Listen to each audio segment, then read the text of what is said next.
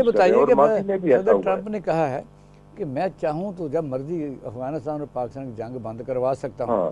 مسئلہ یہ ہے کہ یہ فکرہ ایک ایسا ہے کہ اس پر جتنا مرضی آپ کوئی بھی رائے قائم کر سکتے ہیں. اور ISPR صاحب کی جو آخری جس وقت حملے کے بعد پریس کانفرنس تھی کہ ہم فیسیلیٹیٹرز کو کہیں گے ہمارے حوالے کریں یا ہمارے ساتھ مل کے لڑیں یا پھر ہم اس کا عبرت کا نشان بنا دیں گے. یعنی مذاکرات کے لیے انہوں نے کہا تھا کہ کچھ لوگ مذاکرات چاہتے ہیں لیکن ہم ان لوگوں سے مذاکرات نہیں کریں گے. پھر وجہ کیا بنی دوحہ کی؟ سر دیکھیں، جب انڈیا پاکستان کی جنگ ہوئی ہے تو انہوں نے دونوں کو فون کیا، مودی کو بھی، وہ مانتے نہیں ہیں، نہ مانے، دونوں کو، پاکستان انڈیا دونوں کو فون کیا کہ جنگ بند کریں. جو بھی بات ہوئی ہے جنگ بند ہو گئی. اسی طرح اسرائیل اور ایران کی سچویشن تھی، انہوں نے جس طرح سے بھی اس کو مینج کیا. اب اگر پاکستان کو وہ فون کرتے ہیں کہ جی آپ حملہ کرنا بند کرتے ہیں، تو پاکستان اگر ان کی سنتا ہے تو کیا افغانستان بھی سنے گا ان کی اسی طرح سے، یا انڈیا کو کہنا پڑے گا کہ ادھر سے اپنی پراکسی وار بند کراؤ؟ یہی تو سوال پاکستانی قوم کر رہی ہے نا. سوال ہے یہ جو آپ جواب دینا چاہتے ہیں ذرا اور اپنے طریقے سے سوچیں یا بتائیں عوام کو کہ ایک طرف یہ ہے کہ کچھ لوگ کہتے ہیں یہ جنگ بلا وجہ نہیں ہے ادھر سے بھی، اور یہ بھی طریقہ کار ہے. لیکن انڈیا کو پہلے بھی ایک ہانکا لگایا گیا تھا کہ بھئی آپ جنگ کریں، اور جنگ پھر جب ہمارا پلڑا بھاری ہوا تو پھر آپ نے دیکھا ان کو بچا لیا گیا. پھر ایران پر جنگ ہوئی، پھر قطر کے اوپر جنگ ہوئی، غزہ پر مسلسل بمباری ہوتی رہی پورا. جب سارے تھک گئے پھر اکارڈ بنا وہاں. اب وہ کہتے ہیں ابراہیم اکارڈ کے لیے سب اکثر مسلمان طاقتور مسلمان ملک ہم وہ کہہ رہے ہیں ہمارے ساتھ ہیں. وہ سعودی عرب کرے گا تو سارے کر جائیں گے. بات تو آگے بڑھ رہی ہے، بات تو شاید ہے بھی. اور جی دیکھیے، سوال یہ ہے کہ اختلافات تو موجود رہے ہیں افغانستان اور پاکستان میں.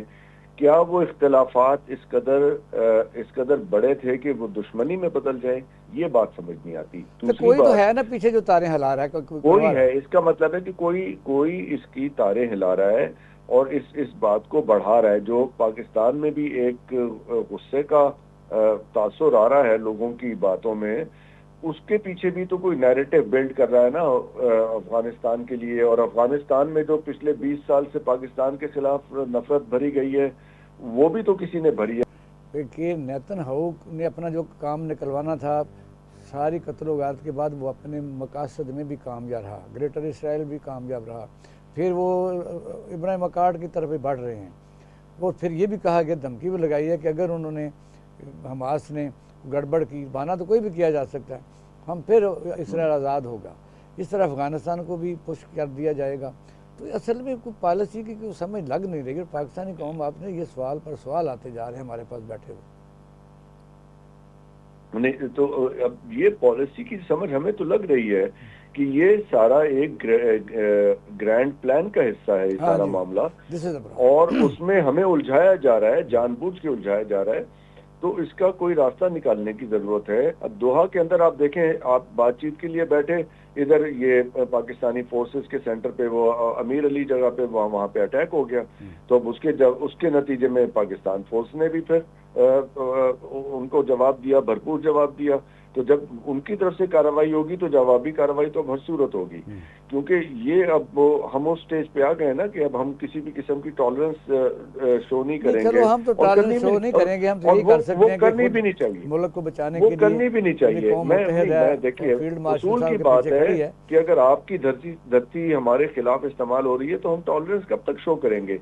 ہمارا بھی حوصلہ جواب دے رہا ہے نا، کیونکہ ہمارے بچے، ہمارے جوان جو ہیں وہ آپ ان کو ٹارگٹ ہوتے دیکھ رہے ہیں اور آپ ٹس سے مس نہیں ہو رہے. تو اس کا مطلب ہے کہ یہ سارا کو اسٹریٹجی چل رہی ہے نا پیچھے. انڈیا کا انفلوئنس ہے، کوئی پیسے کا انفلوئنس ہے. انہیں 40-50 ملین ڈالر کی ضرورت ہے اپنی حکومت چلانے کے لیے افغانستان میں. تو وہ جہاں سے پیسہ مل رہا ہے وہ اس کی بات سن رہے ہیں، ورنہ کل دوحہ میں بیٹھے تھے آمنے سامنے، کوئی بات طے ہو گئی ہوتی. تو یہ بات اس طرح طے نہیں ہوگی. نہیں، بات اس طرح طے کیسے کر سکتے ہیں؟ کیونکہ ہماری بھی وہ لمیٹیشنز ہیں. ہم کہیں نہ کہیں مجبور ہو جاتے ہیں کہ جو وہ کہے وہ بات کرنی ہوتی ہے. کہ پاکستانی قوم جنگ چاہتی ہے یا فوج جنگ چاہتی ہے، حکومت جنگ چاہتی ہے، نہیں چاہتی. یہ تو جنگی ماحول پھر کیوں بن رہا ہے؟ تو یہ تو ہماری لیڈرشپ کو ذرا اس کے اوپر ذرا غور کرنا چاہیے کہ یہاں جنگی ماحول کیوں بن رہا ہے. کیا واقعی ہم ہر وقت ہم جنگ کی بات کرتے رہتے ہیں, ہمارے پاس کوئی کام رہا ہی نہیں کہ کوئی انڈسٹریلائزیشن کرنی ہے, کوئی عوام کی بھوک ننگ کا علاج کرنا ہے. ہمارا آبجیکٹو تو اور تھا, ہم تو یہ سوچ رہے تھے کہ ہم وہ TAPI gas pipeline Tajikistan سے ملے گی. ابھی یہ کوئی 2 مہینے پرانی بات ہے, ہمیں پتا چلا تھا کہ ٹرین چلے گی رشیا تک, اس کا منصوبہ بن گیا ہے. تو وہ ساری باتیں ہو رہی تھیں, تو اگر یہ بیچ میں ہونا شروع ہو گیا تو وہ جو سارے ہمارے منصوبے تھے وہ تو پھر سمجھیں کہ ہماری زندگی میں تو طے نہیں ہوں گے وہ سارے منصوبے.